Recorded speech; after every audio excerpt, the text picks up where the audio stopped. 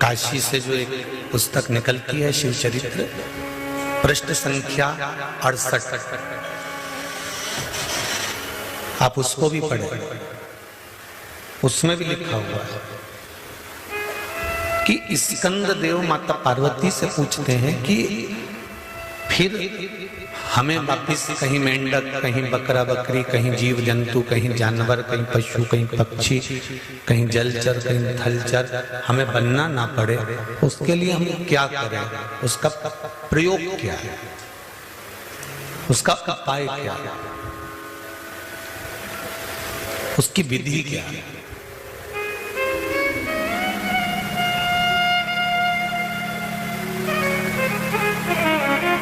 पार्वती जी ने कहा, भूमंडल पर जन्म लेने के बाद, मृत्यु लोक में आने के बाद हम अपना कार्य अगर श्रेष्ठ तरह से करते हैं, इसलिए शायद गीता जी में भगवान कृष्ण ने कहा कि कर्म प्रधान है।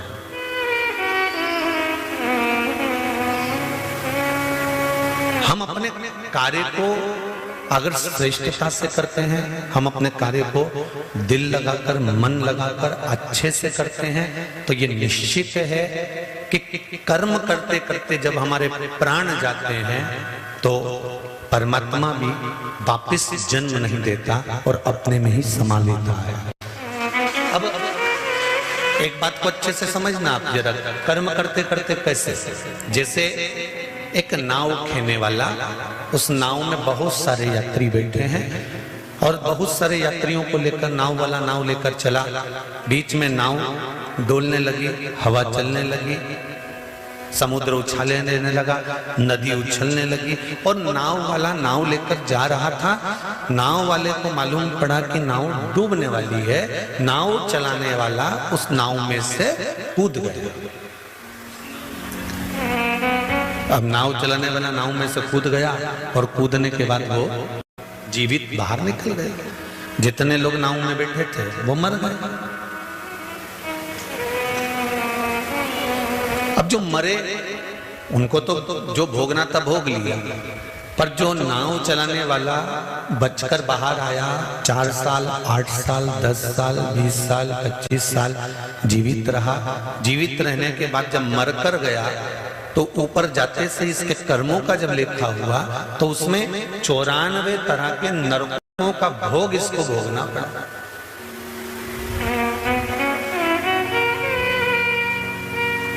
नाव वाले नाविक ने कहा, नाव चलाने वाले ने कहा, सबको 10 नरक, किसी को 15 नरक, किसी को 5 नरक, किसी को 2 नरक और मुझे 94 तरह का नरक क्यों?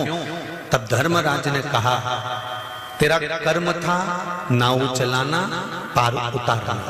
तू तैरना जानता था, किसी एक को भी बचा लेता। कर्म करते करते, बचाते बचाते अगर तेरे प्राण भी छूट जाते तो तुझे वापस जन्म नहीं होता, तेरी मुक्ति हो जाती। पर कर्म को छोड़कर अगर तुम दूसरा कर्म कर रहे हो तो उसका तो भोग तुम्हें भोगना पड़ेगा।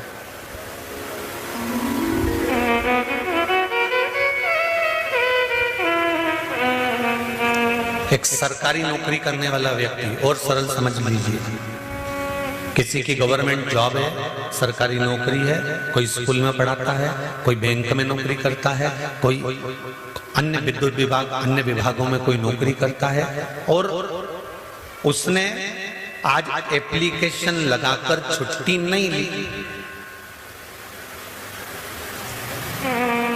और छुट्टी उसको मिली भी नहीं और उसने ली भी नहीं, और अपने दोस्तों से कहकर कहीं चले गया।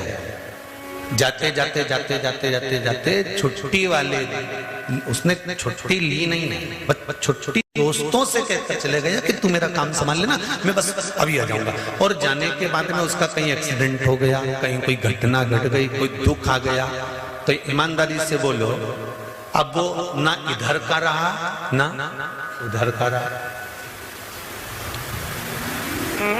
एक छोटी सी एप्लीकेशन लगाकर एक छोटी सी छुट्टी लेकर चले जाता और शासन प्रशासन की निगाह में रहता कि इसने छुट्टी ली है, हमने दी है, तो फिर प्रशासन उसको संभाल लेता। पर इसने छुट्टी ली ही नहीं और चले गया। और घटना घट गई तो फिर प्रशासन उसको सहयोग कैसे कर सकता है, उसको सपोर्ट कैसे करेगा? तूने छुट्टी ली नहीं तो चला जा। ये शिव पुराण कहती है कि हम जिस कर्म को करें, हमने छुट्टी ली कि नहीं ली, हम जिस कर्म को करें उस कर्म को हम भगवान के भरोसे पर कर कर चलें। जैसे सरकारी नौकरी करने वाला अगर छुट्टी ले लेता तो सरकार उसका ध्यान रखती, फिर उसका कुछ भी होता तो सरकार उसको स्मरण करती। हम कहीं पर भी जाएं, कहीं से भी आए, कुछ भी कर्म करें, हमारा कर्म अगर हमने हमारे बाबा कुबेरेश्वर परमहंस राजा पर अगर छोड़ दिया है तो ये निश्चित है कि हमारा कर्म प्रबल होएगा और उसका फल हमको मिलेगा, जो उसका फल हमें प्राप्त होगा।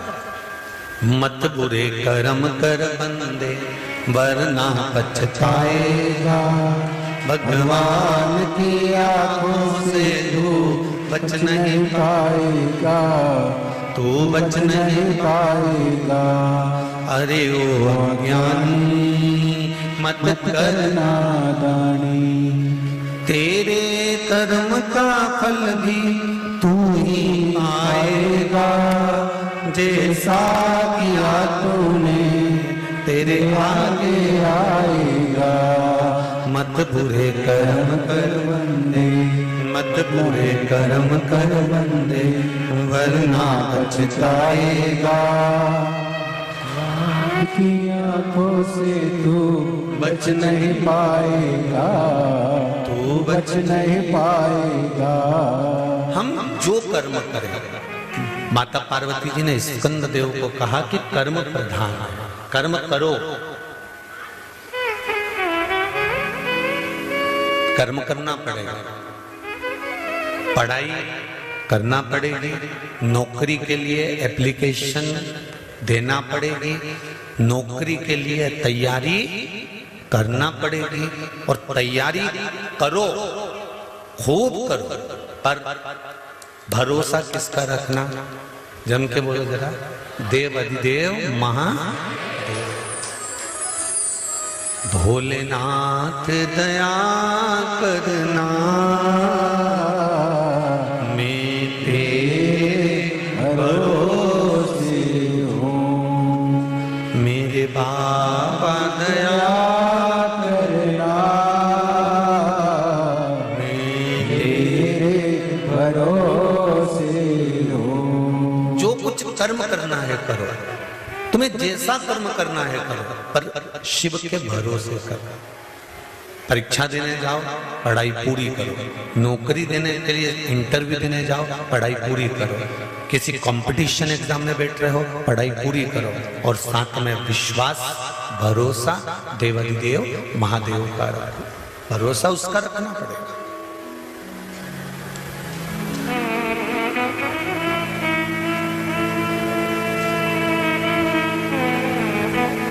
जब हम उसका भरोसा रखते हैं, जब हम उस पर विश्वास करते हैं, तो मेरा देव अधिदेव महादेव भी विश्वास तोड़ता नहीं, वो तोड़ेगा नहीं।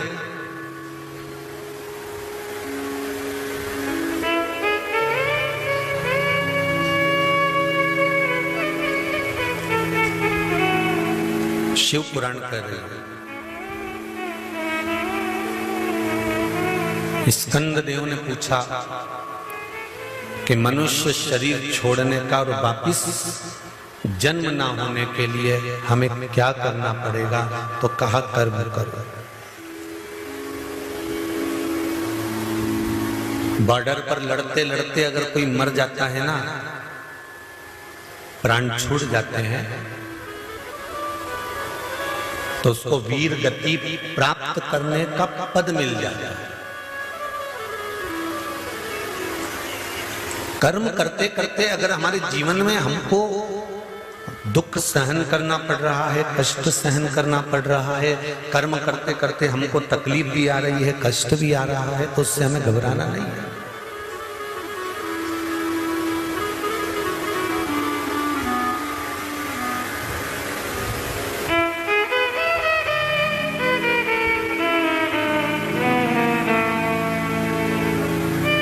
दुनिया में सबसे ज्यादा जहरीला है मनुष्य।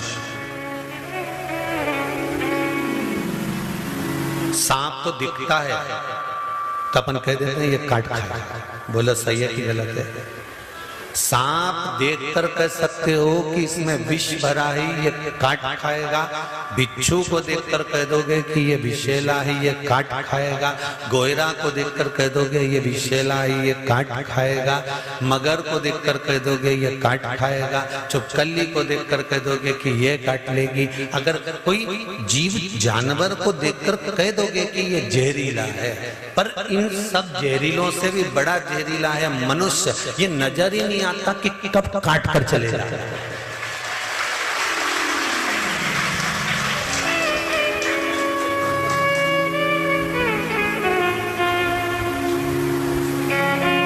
सब अच्छे नजर आते हैं अपने को, कितनी जोरदार हमारी काकी जी कितनी जोरदार ने, काका जी कितना जोरदार ने, भाई कितना जोरदार ने, बंधु कितना जोरदार ने, जीजी कितनी जोरदार ने, जीजा कितना जोरदार ने, हमारा रिश्तेदार इतना बढ़िया, हमारा नातेदार इतना बढ़िया, हमारा कुटुंब इतना बढ़िया।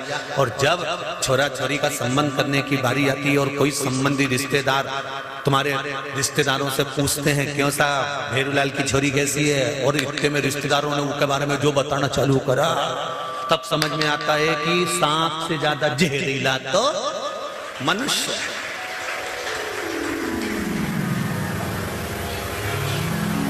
सांप दिखेगा तो दूर हट जाओगे, बोलो सही है कि गलत है? कि जहरीला है इससे दूर हटना।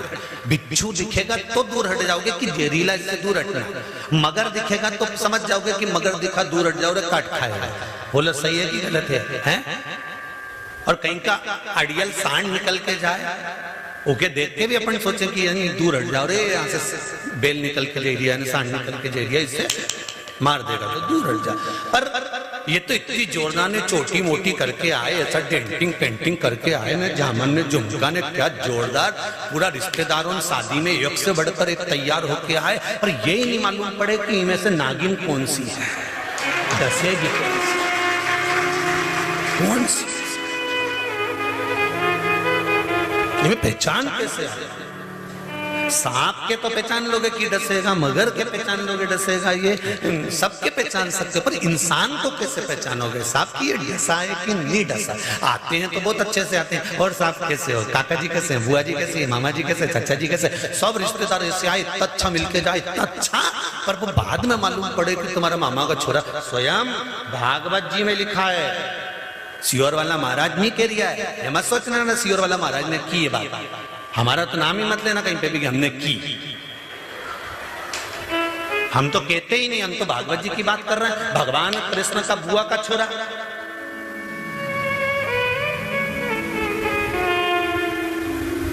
कौन जी का सिर कटा था, शिशुपाल, बुआ का छोरा।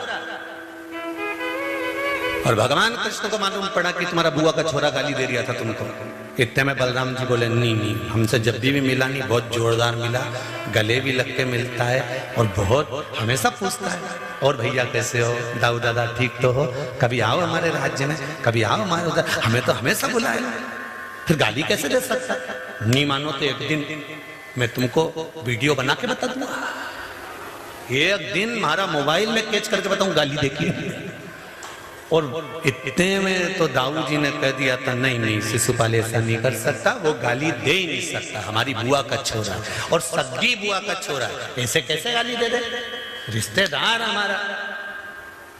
तो भगवान ने कई बार किया, नहीं शिशुपाल गाली देता है, नहीं, दाऊ जी बोले मैं नहीं मान सकता, नहीं मान सकता। तो एक दिन भगवान सभा में बैठे थे और भगवान कृष्ण उठ के चले, और चलते चलते शिशुपाल भैया को उन्होंने प्रणाम करके कहा, भैया द्वारका का आना एक बार देखने, नया महल बनाया। इतने में तो शिशुपाल खड़े होकर बोल दिया, चोटे तेरी द्वारका देखने आऊंगा। इतने में तो भगवान कृष्ण ने पलट के दाऊ दादा को देखा, ये देख लो, मैंने पहले ही बोला था कि कैच करके दिखा दिया। सांप दिख जाता है तो भय हो जाता है कि ये काटेगा, बिच्छू दिख जाए तो कि ये काटेगा, गौरिया दिख जाए तो कि ये काटेगा, मगर दिख जाए तो ये काटेगा, पर इंसान को कैसे पहचानोगे कि ये अंदर से कितना काट रहा है, ये समझ नहीं सकते। सबसे जहरीला अगर संसार में कोई जानवर है, सबसे जहरीला अगर कोई है तो वो कौन है? मनुष्य। दिन भर 24 घंटा बैठ के कुछ ना कुछ काटता ही है, दिन भर बैठे बैठे काटेगा। कौन? वो तो ऐसा, फिर काट दिया। कौन? ऐसा, फिर काट दिया। कभी अच्छा मुंडा से बोला ही नहीं। दिन भर चेहर उगले, दिन भर 24 घंटा इसके मुंडा से जहर निकलता रहे। जैसे सांप की जिब्बिया लपलपा है, ऐसी दिन भर इसकी जिब्बिया लपलपाती रहे, अनसंड ही बोलती रहे, अब सब सही बोलती रहे। यहां तक कहा है रामचरितमानस में। अब तो ये भागवत की बात हो गई, रामचरितमानस की भी सुन लो। ऊंच निवास नीच कर तूती, देख न सकई पराई विभूति। अब वो भागवत की बात थी, ये रामचरितमानस की बात कर रही है। ऊंचे ऊंचे औहदे पर बैठकर, ऊंचे ऊंचे पद पर बैठकर, ऊंची ऊंची गादी पर बैठकर, ऊंचे ऊंचे सिंहासन पर बैठकर, बहुत मान प्रतिष्ठा पद इज्जत सब कुछ मिल गई, उसके बाद भी निंदा करने से पीछे नहीं हटते, उसके बाद भी चुगली करने से पीछे नहीं हटते, उसके बाद भी अपशब्द कहने से पीछे नहीं हटते। तो विचार करो, रामचरितमानस में तुलसीदास जी ने लिख दिया था कि ऊंच निवास नीच करतूती, देख न सकई पराई विभूति।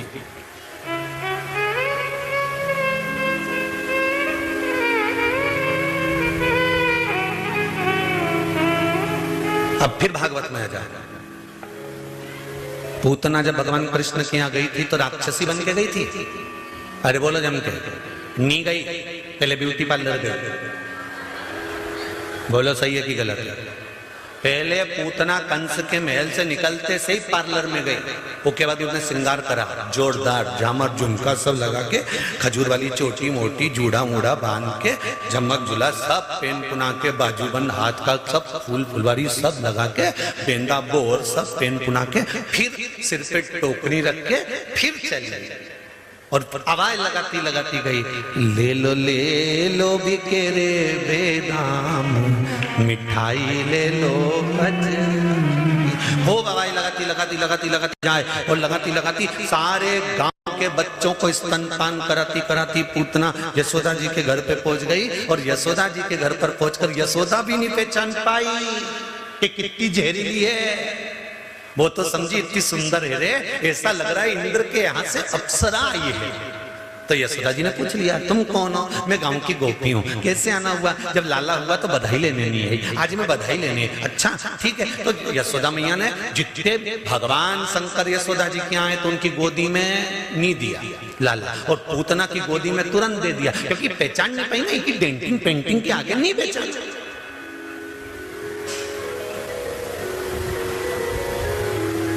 अब दुल्हन के स्टेज पे कौन पहचान? वो तो भाई जब घरे आए और घर आके जब कि तू तो काली रे कल्याणी, जित देखूं जो, जब वो फिर अपना रोल दिखाए तब समझ में आए। नहीं तो मोहल्ला का लोग तो कहता था स्टेज पे तो अच्छी लगी रही थी ना, जोरदार। अरे दूल्हे से तो लाख गुना अच्छी दिख रही थी और सीधी भी थी एकदम बढ़िया। बापड़ी ने मुंडा भी ऊंचा नहीं करा, सिर पे पल्लू डाली ने जैसी की जैसी बैठी एकदम, कहीं मुंडा ही ऊपर नहीं करे। पर समझ में नहीं आया, ऐसा कर ही नहीं सके। हमारे तो विश्वास ही नहीं कि ऐसा कर जाए, हमारे तो विश्वास ही नहीं कि मामा का छोरा ऐसा कर जाए। दाऊ जी बोले मेरे मामा का बुआ का लड़का ऐसा कर नहीं सकता, कर ही नहीं सके। भगवान राम की कथा कह रही है कि पहचानना मुश्किल है कि कितना जहर भरा है। जरा देखो, घर में रह रही थी कौन? जिसने 14 वर्ष के लिए वन भेजा। कई मैया भी घर में रह रही थी, मंथरा भी घर में रह रही थी, पर पहचाने कि इतना जहर उगल जाएगा, पहचाने कि ये डस जाए। बावारी दुनिया मतलब की दुनिया में किसी का कोई नहीं, संसार में कोई किसी का नहीं है। अंदाजा लगा कर बैठना कि हम पूतना आई तो यशोदा जी नहीं पहचान पाई। तुम्हारे आसपास में अड़ोसन पड़ोसन धड़ोसन जितने तुम यहाँ पर बैठे हो, ना जाने कई अब परसों के दिन कितनी चेन कटी, कितना मंगलसूत्र कटा, पहचान में आए कि पूतना है कि कौन है, कौन पहचाने। इसलिए बेचारा वो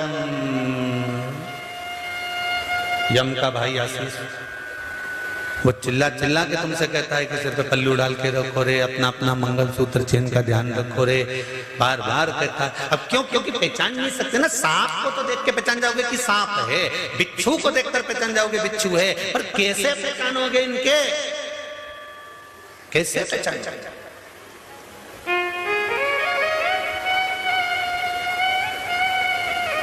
हमारे साथ रहकर चोट कर जाए इसमें के लोग, तो फिर कैसे पहचान जाए?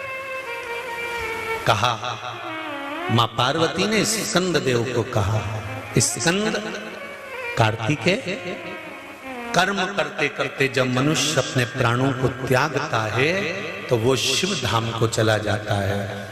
मनुष्य का जो शरीर भगवान ने बनाया है वो कर्म करने के लिए बनाया है, कि कर्म करना, परिवार को पालना, रिश्तेदारों को पालना, नाते कुटुंब कबीले सबके साथ रहना। अपने परिवार में यह अभिमान मत लाना कि तुम अकेले काम कर रहे हो, ना जाने किसके भाग्य का तुमको मिल रहा है, तुम कर्म करे। मृत्यु लोक में आने के बाद में कर्म प्रधान बना लो, और कर्म प्रधान बनाना क्या कि पृथ्वी पर आए हो तो शंकर भगवान का एक स्वरूप जानकर, कंकर को शंकर जानकर, भगवान जानकर कर्म करना। एक लोटा जल भी अगर ले जाकर तुम भगवान शंकर को समर्पित कर रहे हो तो ये भी कर्म है, और इसका फल भी निश्चित है कि प्राप्त होगा ही, मिलेगा।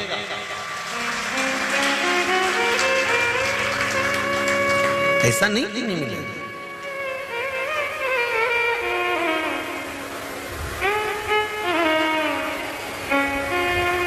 महाराज सबसे जहरीला मनुष्य पर सांप जहरीला होने के बाद भी शंकर भगवान के गले में पड़ा, सही है।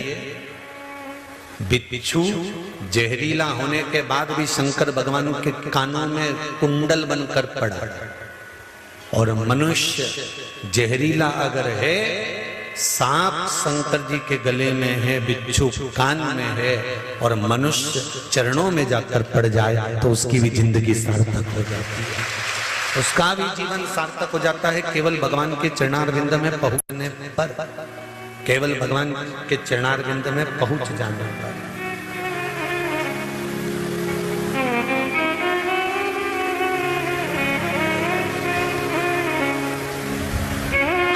उसके साथ, हम उसके भरोसे,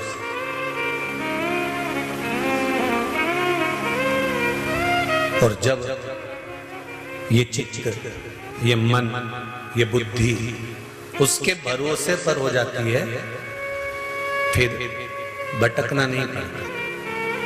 पार्वती मैया कार्तिकेय जी से कर रही है कि मानव का शरीर मिला है, कर्म भोगना, कर्म करना, और शरीर मिला है पूर्व के कर्म का भोग भोगना।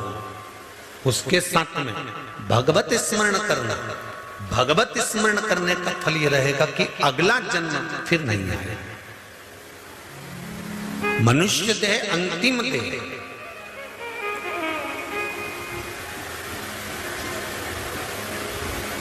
आज एक किसी ने व्हाट्सएप पर मैसेज भेजा है, कोई लखन सिंह जी हैं हरियाणा के साइड के, उन्होंने मैसेज करा है कि हमारे यहाँ टीवी चलती रहती है और आप कहते हो कि तेज आवाज कर दो और सबको सुनाओ। आज मैसेज आया, टीवी भले चलती रहे और हम सुने ही नहीं तो क्या कर लोगे? टीवी भले चलती रहे, हम नहीं सुने तो लखन सिंह जी से हमारा निवेदन है, जो बर्तन ज्यादा काला हो जाता है नी मंजे, तो घर के लोग समझदारी करते हैं, उसमें छाछ भर के रख देते हैं। बोलो सही है गलत है? छाछ भर के उस बर्तन में रख दो, 2-4 घंटे तक भरी रहेगी ना, उसके बाद उनमें पानी डाल के धो के रख दो, मांजने की जरूरत नहीं पड़े, छाछ से बर्तन साफ हो जाता है। तो लखन सिंह जी, हम भी ये जानते हैं कि बहुत सारे ऐसे काले ठीकरे हैं, बहुत सारे ऐसे ढेर सारे काले बर्तन हैं जो ये इतनी जल्दी साफ होने वाले नहीं है। इन्हें सारा साबुन घिस दो नहीं तो साफ नहीं होगा, क्योंकि रोज चूल्हा पे धर धर के इनकी काकियों ने इनके काला कर दिया। पाप करा करा के पाप का कालापन पूरे ठीकरे पर, पूरे शरीर पर लग गया है, ये इतनी जल्दी साफ नहीं होगा। इसलिए हम कहते हैं कि टीवी की आवाज कम कर जम करके तेज करके छोड़ दो, क्योंकि इन्हें छाछ क्या है? ये भगवान की कथा। जब शरीर में कहीं से भी ये कथा भरा जाएगी तो बर्तन आज नहीं तो कल साफ होएगा ही शरीर, ये निश्चित है। छाछ भर के तो धरो, अब तुम बर्तन में छाछ रखो ही नहीं हो कि बर्तन साफ हो जाए। नहीं, रोज बीम से मांजने, साबुन से रगड़े, रोज रगड़े, बेचारी का हाथ बेकार हो गया, पर वो ठीकरा साफ नहीं हुआ। ऐसे काले ठीकरों को तो शंकर की कथई छाछ बनकर साफ करती, ये इतनी जल्दी साफ होने वाला नहीं है, बहुत कठिन है, बहुत कठिन। अब देखो ठीकरा साफ हुआ कि नहीं हुआ? तेज आवाज हुई होगी तो कथा ध्यान में गई होगी, कथा ध्यान में गई होगी तो टीवी पे से नंबर निकाला होगा। अर्जुन से पूछा था पेड़ पे क्या दिख रही है, तो कहा तोते की आंख, बस समझ गए गुरुदेव की अब लक्ष्य पर है। उसी तरह टीवी पे क्या दिख रही है? महाराज का नंबर, मतलब लक्ष्य पर है, ये निश्चित है। इतने में समझ में आ जाए कि ठीकरा साफ होने वाला है, मैं कहीं दिक्कत है, छाछ भर दी, बर्तन साफ, कितना भी काला बर्तन होनी, छाछ भर के आधा 1 घंटा 2 घंटा तो तुम्हारे यहाँ बेकार छाछ हो जाएगी। की काम की नहीं रहे बेसी छाछ, किसी काम की नहीं। शिव महापुराण को जब तक ये पुराण नहीं होती थी लोग जानते ही नहीं थे, उठा के रख रखी थी, किसी ने नहीं जानते थे कि शिव पुराण भी कोई हो। वो तो जब ये छाछ ने अपना रंग दिखाना चालू करा, जब दिखाया तब लोगों को समझ में आई कि ठीकरा उन साफ कर देगी सारा। और हुआ, कई ठीकरे साफ हो गए, कई ना जाने कितने बर्तन साफ,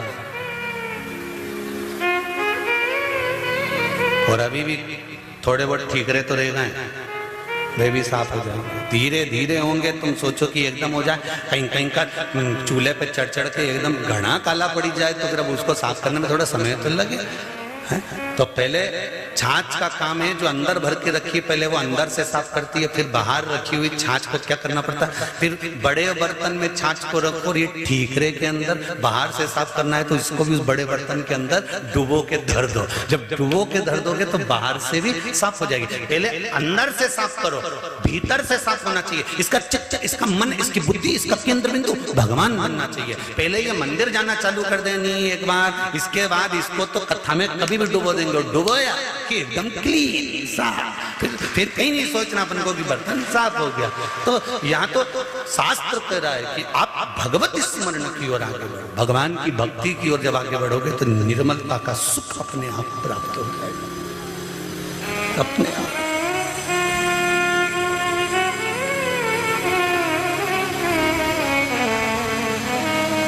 कितना पाप भरा हुआ है मनुष्य के शरीर में, कितना भरा है। हमारे मालवा के संत श्री नागर जी महाराज कहते हैं, मेरा अवगुण भरा शरीर प्रभु जी कैसे तारोगे, मेरी चादर झीमर झी गुरु जी कैसे तारोगे। ये भरा हुआ पापों से ये घड़ा है, इसको कैसे तारोगे, कैसे?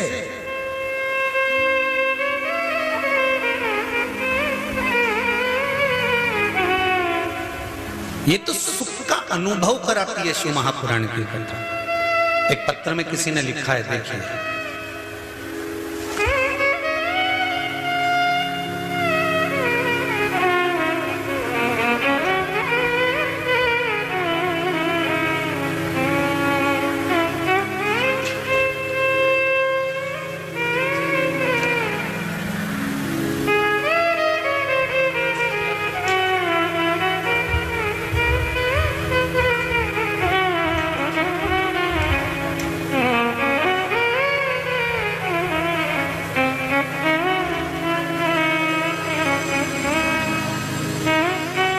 श्री शिवाय नमस्तुभ्यम। पंचकुला हरियाणा से हूं मैं, रायपुर रानी से आई हूं। मैंने 18 और 19 की कथा 20 तारीख को मेरा रिजर्वेशन थी, इसलिए मैं वापस जाना पड़ा। गुरुजी, मेरे बहू बेटे ने मुझे घर से निकाल दिया था। 1 साल अलग किराए के मकान में रही और कर्जा भी बहुत हो गया सिर पर। जिसने लिखा हो अगर वो बैठी हो तो हाथ ऊंचा कर देना, दोनों हाथ हिला देना।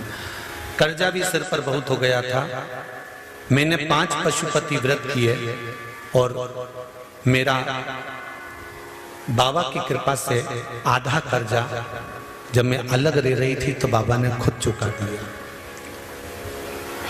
तीसरा पशुपति व्रत पूर्ण हुआ, मेरे बेटे का फोन आ गया और मैं जहां किराए के मकान में रह रही थी, मेरी बहू और बेटा मुझे वापस लेकर अपने घर चले गए। ये शिव कृपा। शंकर के उदार एक पत्र हो रहे, देखिए,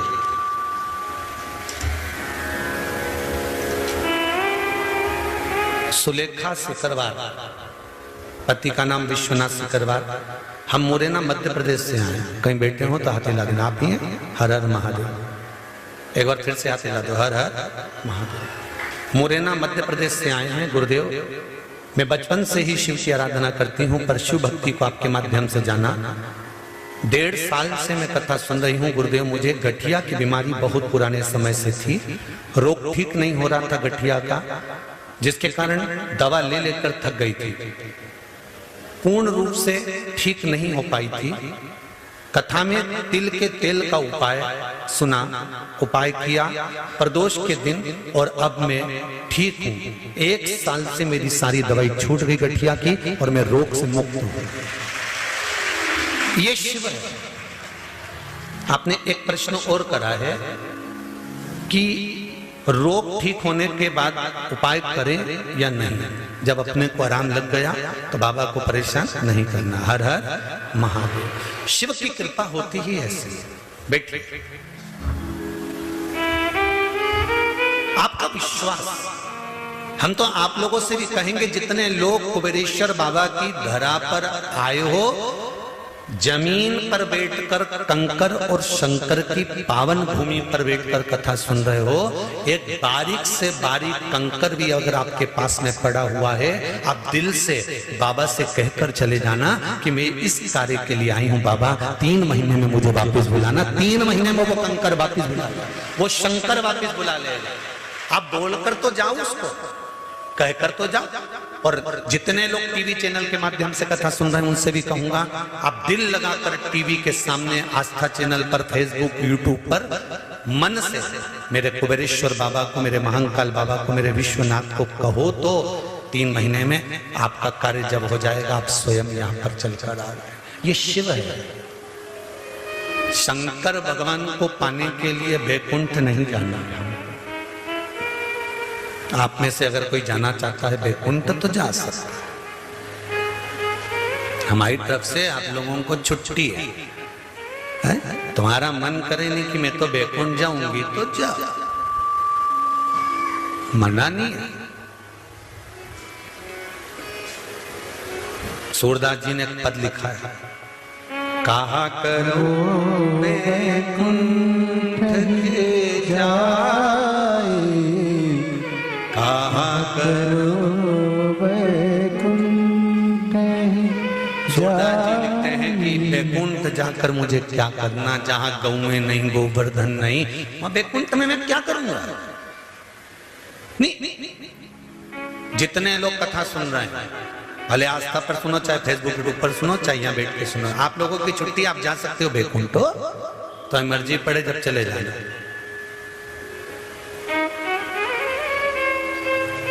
पर करोगे क्या बैकुंठ में? क्या करना हमें बैकुंठ में?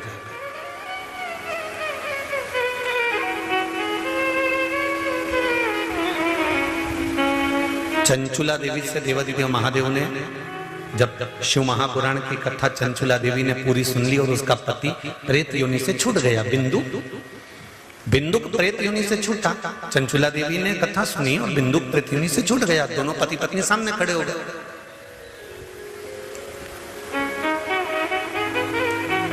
पूछा भोलेनाथ जी ने, अब तुम दोनों प्रेत योनि से छूट चुके हो, तुम कहां जाना चाहते हो बताओ।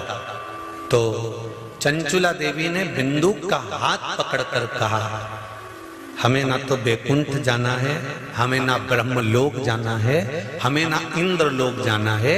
चंचुला देवी कहती है, इसी मृत्यु लोक में जो कैलाश बसा है, इस कैलाश पर बैठकर हमें शंकर का गुणगान गाना है और कहीं नहीं।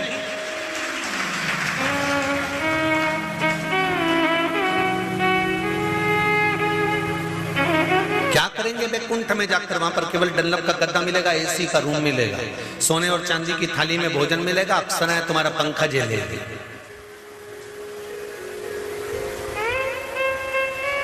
होटल में बहुत दिन तक अच्छा नहीं लगता, घर ही अच्छा लगता है। बोलो सत्य है कि गलत है? तुम वीआईपी से वीआईपी होटल में चले जाओ, चाहे तुम बद्रीनाथ घूमने जाओ, चाहे तुम केदारनाथ घूमने जाओ, चाहे तुम रामेश्वरम चले जाओ, चाहे तुम द्वारका चले जाओ, वीआईपी से वीआईपी होटल में घूमना, चाहे तुम गोवा में चले जाओ, खूब जोरदार होटल में रहो, खूब चकाचक रहो, तुम्हारे लिए नौकर सर्वेंट लगा हुआ है, सामान लाला कर देगा। तुम कितनी भी वीआईपी होटल में 5 स्टार 10 स्टार जितनी स्टार हो सारी स्टार में रह लो तुम, तो मना नहीं हो? एक से बढ़कर एक होटल में रहो, पर 10 दिन 15 दिन 20 दिन 1 महीना 22 दिन 25 दिन में तो घर की याद आई जाए। अब घर में ना तो होटल जैसा सुख है, घर में ना कोई अच्छा एसी का रूम है, घर में ना कोई नौकर लगा है तुम्हारा सामान ला के देने के लिए, घर में ना तुम्हारे को कोई कुछ कहने वाला। होटल में सारा सुख है, इसके बाद भी होटल का सुख थोड़े दिन अच्छा लगता है, बाद में घर की याद आती है। उसी तरह कोई भगवान विष्णु से जाकर पूछे कि नारायण तुम्हें बैकुंठ अच्छा लगता है, तो भगवान विष्णु कहते हैं, अगर बैकुंठ अच्छा लगता होता तो मैं राम अवतार नहीं बनकर आता, कृष्ण अवतार में नहीं आता, वामन अवतार रखकर नहीं आता, मैं कपिल अवतार रखकर नहीं आता, मैं परशुराम अवतार रखकर नहीं आता। मेरे 24 अवतार हुए हैं। भगवान नारायण खुद कह रहे हैं कि मेरे 24 अवतार इसलिए हुए हैं कि मुझे बैकुंठ में जो सुख नहीं मिलता वो मृत्यु लोक में आकर सुख मिलता है, इसलिए मैं पृथ्वी पर आना।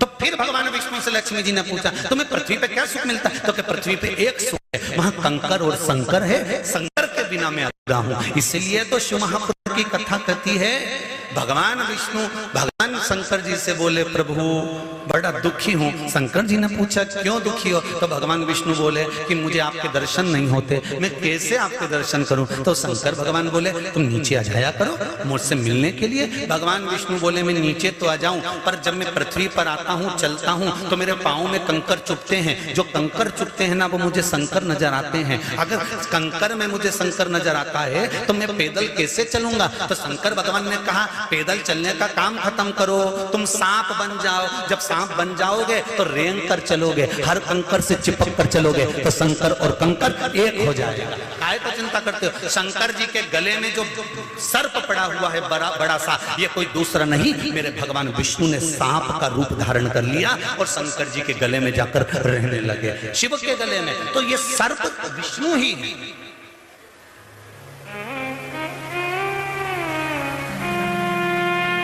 तुझ में रब दिखता है यारा, मैं क्या करूं? हर एक में वही दिखता है, तो अपन क्या करेंगे?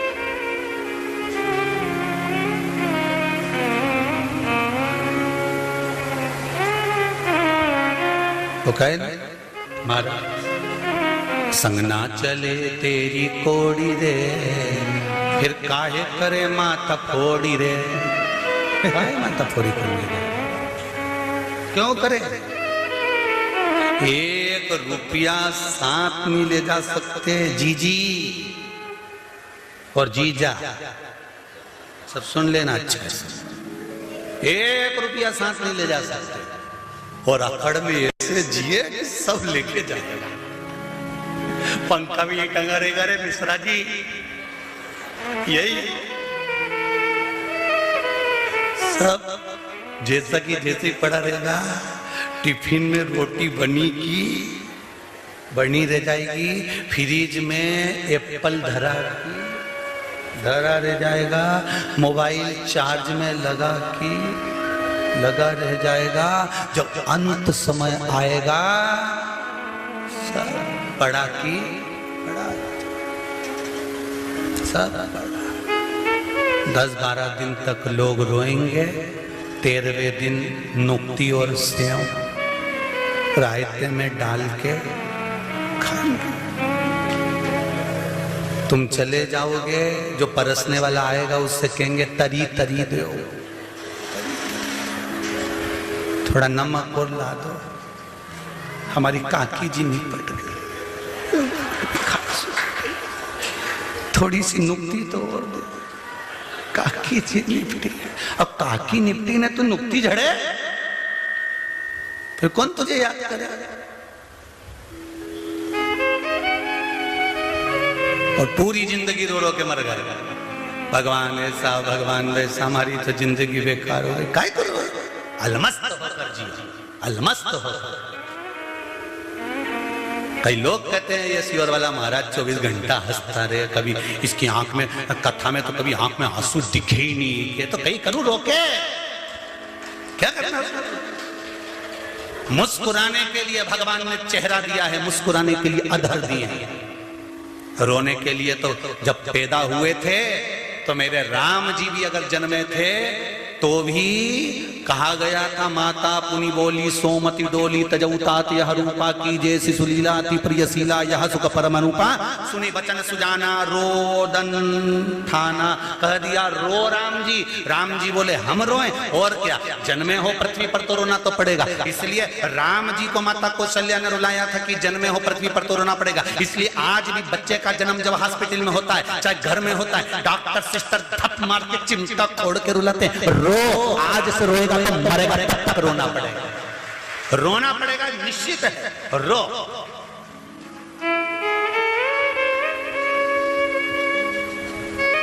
मुस्कुराने के लिए तो भगवान ने मनुष्य को जन्म दिया, मुस्कुरा ले, दुख में भी मुस्कुरा। इसलिए आपको कहा था शंकर जी के मंदिर में जाना, तुम्हारा काम नहीं हो रहा तुम मंदिर जाओ, कुछ नहीं है तुम्हारे पास चढ़ाने के लिए, बेलपत्र भी नहीं, चावल का दाना भी नहीं, जल भी नहीं, तो भी शंकर जी के मंदिर जाना और मुस्कुरा करा जाना। आधे से ज्यादा टेंशन में भगवान पड़ जाएंगे कि क्यों हंस के गई, चिंता उनको बढ़ जाएगी।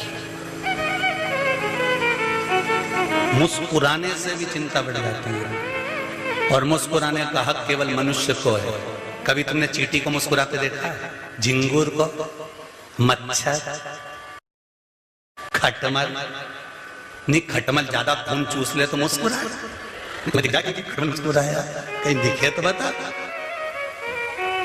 मगरमच्छ मुस्कुराए, कवर बिच्छू, सुंगर नहीं, कहीं का दिख जाए तुम्हें ऐसा मुस्कुराता हो कि सुंगरा मुस्कुरा रहा, नहीं। मुस्कुराने का लिए केवल एक मनुष्य को बनाया है कि जिंदगी में कितना भी दुख आ जाए, कितनी भी तकलीफ आ जाए, कितना भी कष्ट आ जाए, पर मुस्कुराना मत छोड़ना। ये मुस्कुराने में भी परमात्मा छुपा हुआ है, मुस्कुराने में भी परमात्मा छुपा है। तेरी मुस्कुराहट भी परमात्मा का दिया हुआ एक आशीर्वाद है। पर कई लोग संसार में ऐसे पैदा हो जाते हैं जिनकी हंसी चली जाती, जब भी मिलो मुसद्दी लाल जैसे मिलेंगे। बहुत दुख है। इनको बचपन में देखो तो भी ऐसे मिलेंगे, बड़े में देखो तो भी ऐसे मिलेंगे, और मरेंगे तब भी मुंडा लेके मुस्कुरा कर जाओ। फिर कहूंगा बहुत दूर जाकर नहीं कहना हमको, हम जहां बैठे हैं, जिस जगह बैठे हैं, भले टीवी के सामने भले मोबाइल के सामने, दिल से उससे कह दो कि तेरी आज मुझे जरूरत है, तू हो मेरे साथ।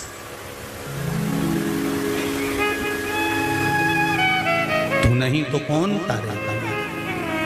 पार्वती मैया, नरसिंह पार्वती मैया कार्तिकेय को समझाती हैं, समय आया तारकासुर का संहार करना है और कार्तिकेय को समझाकर भेजा कि इस तारकासुर के हृदय में शिव बसा। शंकर भगवान अगर हृदय में बसे हैं और आप इसको मारोगे तो श्रेष्ठता कहां। अकाल मृत्यु वो मरे जो काम करे चंडाल का, काल उसका क्या बिगाड़े जो भक्त हो महाकाल का। शिव की उपासना, शंकर की आराधना, ये शिव भक्ति के बिना प्राप्त नहीं हो सकती। शिव भक्ति महाराज बड़े से बड़े काल से, बड़े से बड़े रोग से, बड़ी सी बड़ी बीमारी से भी अगर बचा सकता है तो मेरा देव अधिदेव महादेव बचा सकता आएगा। मनुष्य की देह है तो दुख तो आना है, तकलीफ तो आना है, पीड़ा तो आना है, परंतु उस पीड़ा को समाप्त करने का बल भी मेरा देव अधिदेव महादेव ही दे सकता।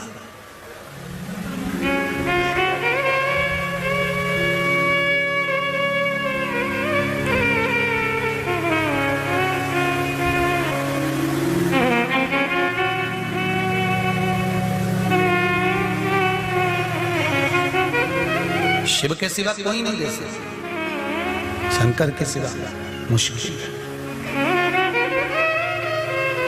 शिव पुराण कर रही है, भगवान शंकर का संवाद कर रहा है। तारकासुर के हृदय में शिव बसा है, इसलिए उन्होंने जो वर मांगा था वो ये मांगा था कि मरूंगा तो शंकर भगवान के पुत्र के द्वारा मरूंगा।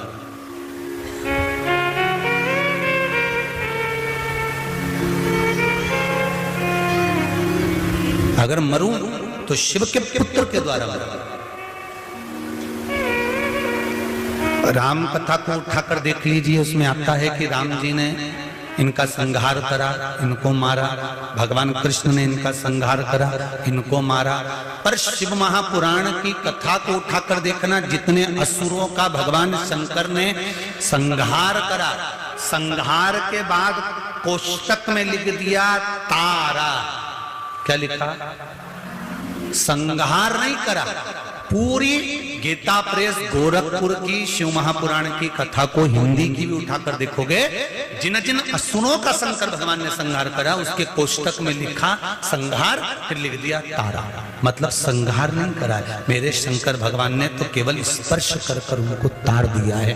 कहते हैं शिवलिंग पर जल चढ़ाते हैं, शंकर भगवान के शिवलिंग का जब स्पर्श करते हैं, शंकर भगवान की रज का जब स्पर्श करते हैं, शंकर भगवान के मंदिर में जब तुम झाड़ू लगाओ, पोछा लगाओ, बुआरी लगाओ।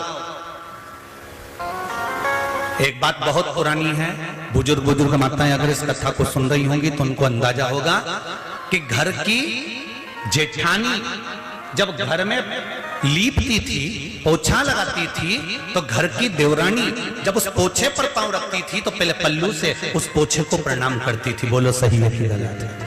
पहले उसको प्रणाम करती थी कि मेरी जेठानी का हाथ लगा है, मेरी जेठानी ने इस जगह पर पोछा लगाया है, मेरी जेठानी ने इसको गाय के गोबर से लीपा है, मेरी भाभी ने, मेरी ननन ने इसको लीपा है। तो भाभी अगर पांव रखती थी तो पहले उसको प्रणाम करती थी, इस गोबर को लीपे हुए को। तो लोग कहते थे क्यों प्रणाम कर रहे हो? अरे मेरी ननन ने लीपा है, मेरी जेठानी ने लीपा है, मेरे उनने लीपा। तो लीपन को भी प्रणाम किया जाता है। कभी आप लोग शंकर जी के मंदिर जाएं, शिव मंदिर जाएं, शंकर जी के मंदिर में जब झाड़ू लगाएं, पोछा लगाएं, शिव जी के मंदिर को जब साफ करें, करते हो आप लोग जाके साफ? शिव मंदिर को करना चाहिए।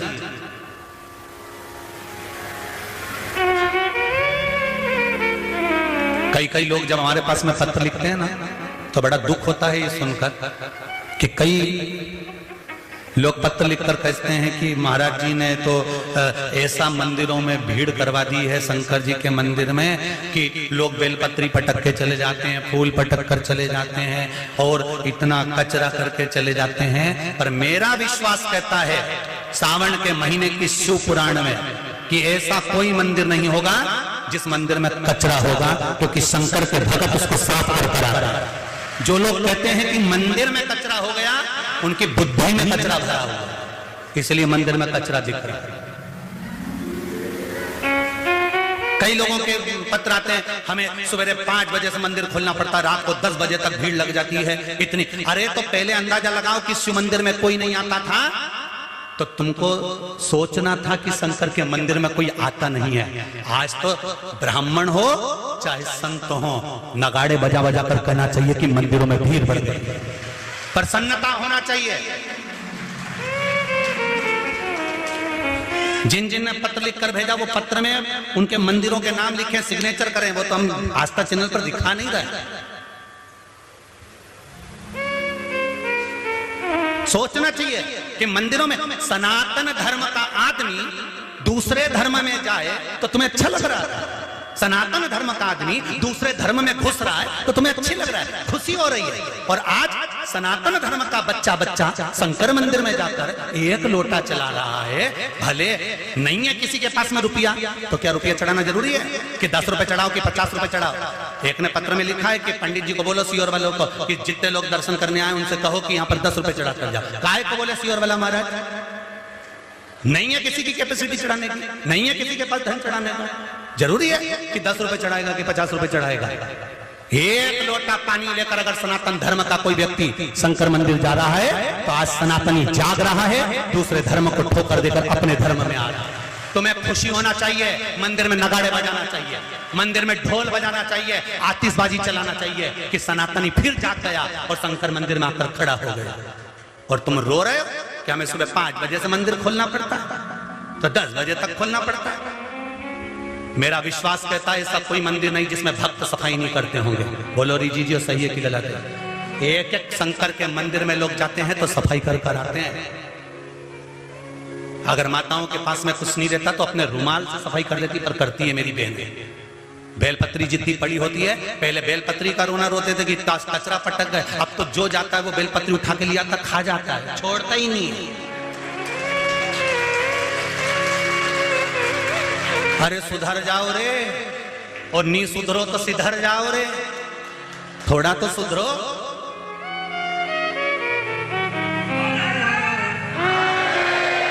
शिव मंदिर में भगवान के भक्त बढ़ रहे हैं। शंकर के मंदिर में अगर आज सनातनी जा रहा है, स्कूल की ड्रेस पहन पहन के बच्चे पहले मंदिर में 1 लोटा जल चढ़ा रहे हैं, ये नजारा पहले कब देखते थे?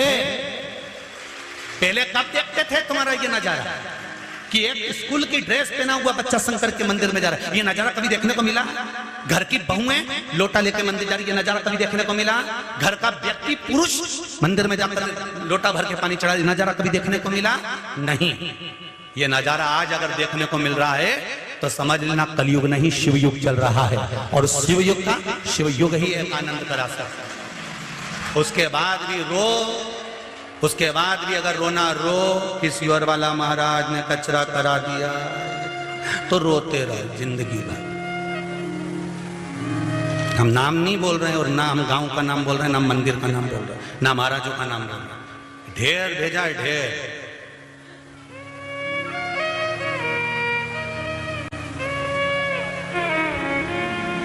सबरो, अगर आज सनातनी नहीं जागा तो जिंदगी भर रोना पड़ेगा। दूसरे लोग तो तैयारी में बैठे हैं कि 60 साल में ये 2060 आएगा और एक सनातनियों को हम दबाकर अपनी सत्ता स्थापित कर देंगे। पर वो तो मेरे शंकर का गुणगान गाओ, जो ये शिव महापुराण की कथा मिल गई, जो वापिस सनातनी जाग गए। गुणगान गाओ शंकर जी का, मेरे महंकाल राजा का, मेरे विश्वनाथ का। उसका स्मरण करो, उसकी भक्ति को धारण करो।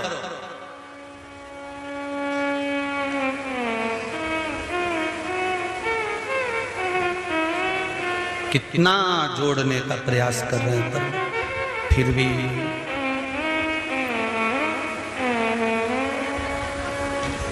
पशुपति व्रत माताएं करने आती हैं, प्रसाद छोड़ के जाती हैं। उस प्रसाद को इकट्ठा कर लिया करो, बच्चों में नहीं बटे, बड़ों में नहीं बटे तो गौ माता को दे दिया करो। जो, और ऐसा तो नहीं होगा कि 1-1 किलो छोड़ के जाती होगी। इतनी भी धर्मात्मा कहीं की नीड है? लाती भी होगी तो 1 आध कटोरी, 2 कटोरी, 3 कटोरी, इससे ज्यादा कहीं लाएगा।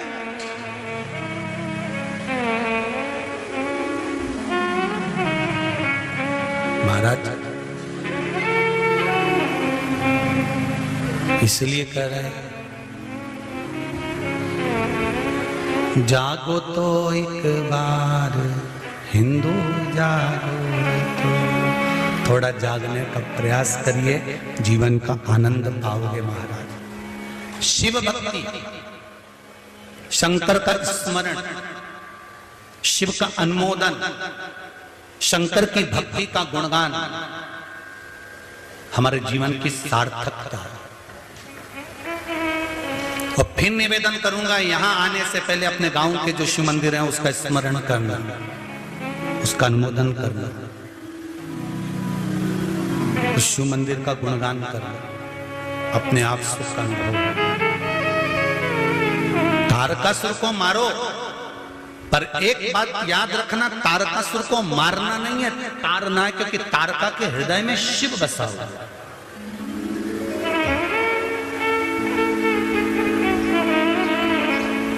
तारका के हृदय में शिव बसा हुआ है।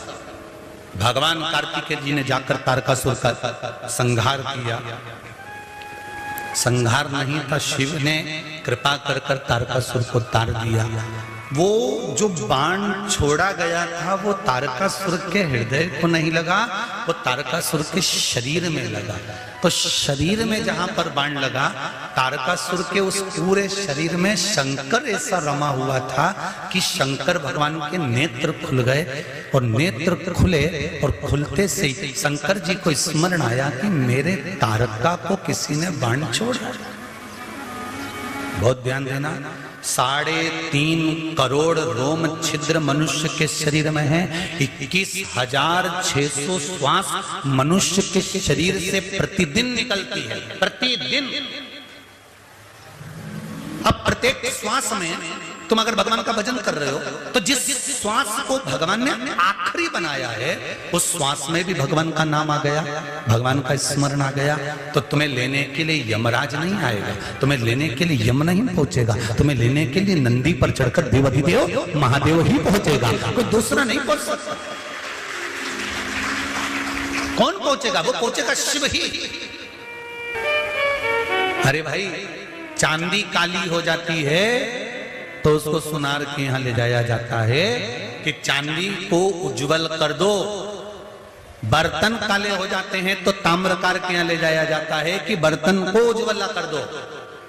शरीर बेकार हो जाता है तो डॉक्टर के यहां ले जाया जाता है कि शरीर ठीक कर दो। और अगर मन बेकार हो जाए तो सदगुरु के पास ले जाया जाता है कि इसको ठीक कर दीजिए।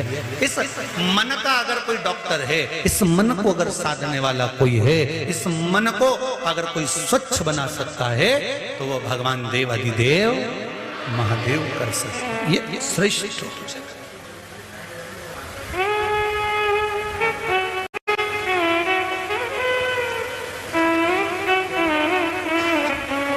महाराज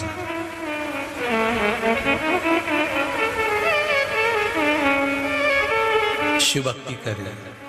तारकासुर के तीनों पुत्र तारकाक्ष, विदुमाली, कमलाक्ष ने वर प्राप्त करा। हम मरे तो तीनों एक साथ मरे। शंकर भगवान पशुपति नाथ बन गए और 33 कोटि देवताओं को पशु बना दिया। पशु बनाकर इनको दौड़ाया, इनके पीछे देवाधिदेव महादेव दौड़ने लगे। शंकर भगवान दौड़ते दौड़ते दौड़ते दौड़ते सारे देवताओं को इन तीनों की पुरियों में पहुंचा दिया। इन तीनों को निकालकर एक जगह पर खड़ा कर दिया। शंकर भगवान ने अपने सींग और खुर के माध्यम से इनको मारना चाहा। जब इनमें से एक नहीं मरा, तारकाक्ष ने पीछे से फरसे का प्रहार कर दिया। भगवान का शीश कटकर नेपाल में गिर गया। वहां पशुपतिनाथ के रूप में भगवान विद्यमान हो गए। धड़ केदारनाथ के रूप में विद्यमान हो गया। शिव जी उसी केदारेश्वर में से प्रकट हो गए। हाथ में त्रिशूल लेकर तीनों का संहार कर दिया। तीनों का भगवान पशुपतिनाथ के रूप में विराजमान हो गए। पशुपतिनाथ का जो आप व्रत करती हो सोमवार को, निवेदन है सावन के महीने में अगर सोमवार के व्रत करती हुई आई हो तो आप पशुपति व्रत छोड़ देना, बाद में करना। अगर श्रावण के व्रत आप नहीं करती हो चतुर्मास नहीं करती हो तो फिर आप पशुपति व्रत कर सकते हो, सावन में भी उठा सकते, मना नहीं। अगर सोमवार के व्रत सावन के नहीं करते हो तो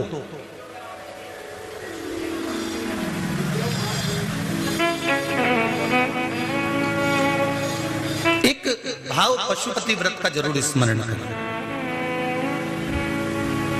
जो भी प्रसाद का निर्माण करें, आपने खीर बनाई, आपने हलवा बनाया, सीरा बनाया, आपने पेड़ा बनाया, या कोई मूंगफली का दाना सेक कर गुड़ मिला के पट्टी बनाया, चक्की बनाया, जो भी बनाया आपने, आटा सेक कर पंजेरी बना ली हो, मीठा धूली बना ली हो, कुछ भी आपने जो बनाया है भगवान के लिए, एक स्मरण रहे कि कढ़ैया में उतना ही बनाया जाए जितना आपको 3 हिस्से करना है।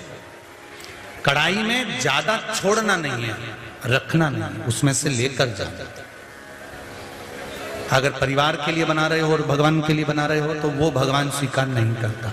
शिव जी को पूर्णता का भाव लगता है। क्या लगता है भगवान को? पूर्णता का। एक बेलपत्र भी अगर आप भगवान शंकर को चढ़ा रहे हो ना, 50 बेलपत्र आपके पास में है, टूटी फूटी है, आप छोड़ दो। जरूरी नहीं है कि हमको 1.25 लाख चढ़ाना है, जरूरी नहीं है कि हमको 108 चढ़ाना है, जरूरी नहीं है कि हमको 50 चढ़ाना है। जरूरी है एक बेलपत्र लेकर गए हो ठीक है, नहीं लेकर गए तो शंकर भगवान पर से उठाकर धोकर फिर चढ़ाए। पर अभी बारिश चालू हो गई है, आप सबसे एक निवेदन है, अगर बेलपत्र चढ़ाने का हमको शौक है तो एक बेलपत्र का वृक्ष लगाने का भी शौक उत्पन्न करो और उस बेलपत्र के वृक्ष को बढ़ाओ। अपने जीवन में एक बेलपत्र का वृक्ष लगाओ और उसमें पानी देने रोज जाओ, प्रतिदिन जाओ, खाद डालो, पानी डालो, जिससे बेलपत्र का वृक्ष लगे। केवल वृक्षारोपण का फोटो नहीं खिंचवाना। अभी बहुत सारे फोटो चालू हो जाएंगे वृक्षारोपण के, तुम देखो तो सही, ढेर सारे नेता मंत्री सब फोटो खिंचवाते रहेंगे, वृक्षारोपण करा, वृक्षारोपण करा। अब जरा पता तो कर आओ कि इन वृक्षों में से बच्चे कितने, उतने वृक्ष लगाओ जिनको तुम पनपाकर बड़ा कर सको। और वृक्ष भी इतने इतने से लगा देंगे क्योंकि वो वृक्ष आते हैं 20 रुपए, 50 रुपए, 25 रुपए, 100 रुपए के।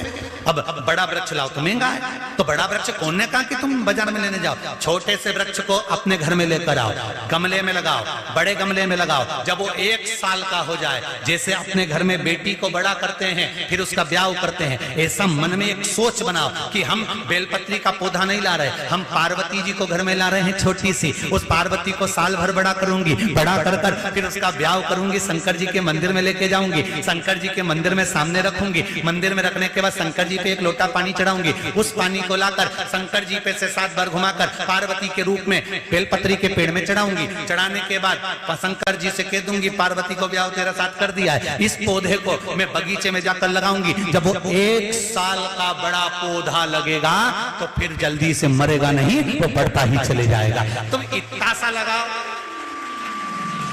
अभी हमारे ये कुबेरेश्वर धाम के बाहर ढेर सारे पौधे बिक रहे होंगे, हमने चेक नहीं करे। हम अगर क्योंकि बाहर जाते हैं, अगर दुकान वालों से कुछ कहेंगे तो मीडिया वाले पहले खड़े हो जाएंगे आके कि महाराज ने ऐसा बोल दिया दुकान वालों से, इसलिए हम जाते भी नहीं कहने के लिए, कौन जाए। तो हम यहीं कंकर संकर में मस्त रहते हैं। हम दुकान वालों से भी एक निवेदन करना चाहेंगे, अगर हमारी आवाज पहुंच रही हो तो, कि लोगों को बेवकूफ बनाना छोड़ दो। पेड़ों की डालियां तोड़ के लाते हैं, डब्बे में खोस के दे देते और कह देते दिया कुबेरेश्वर धाम में, और यहाँ लगाओ तो वो डाली कोई लगती है क्या? जी बोलो तो सही ईमानदारी से है।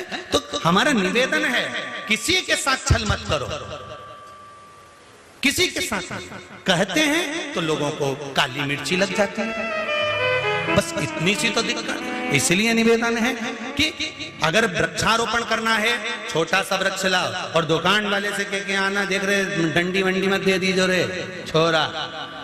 अपन भी जब छोरी का ब्याह करे, छोरा का ब्याह करे, सब देख के तो आए मुंडा मुंडा कैसी लगे हो, ऐसे हो जाए। तो अपन पौधा लाओ, छोटा सा लाओ, पहले उसको बड़ा करो, बड़ा कर फिर वृक्षारोपण करो, जिससे वो वृक्ष लगे तो अपने को लगे कि मैंने इतना बड़ा वृक्ष कर लगाया है, बगीचे में लगाया है, अब मरेगा नहीं। मैंने कह आई हूँ कि पानी डालते रहेंगे, भले 15-20 दिन मैं जाके पानी डाल दूंगी, पर उसको मैं बड़ा कर दूंगी। वृक्षारोपण करो, बेलपत्री का पौधा लगाओ, शमी के पत्र लगाओ, जिससे ये बेलपत्री हम रहें चाहे ना रहे, शंकर भगवान को उस डाली में से बेलपत्र टूट कर चढ़ती रहे।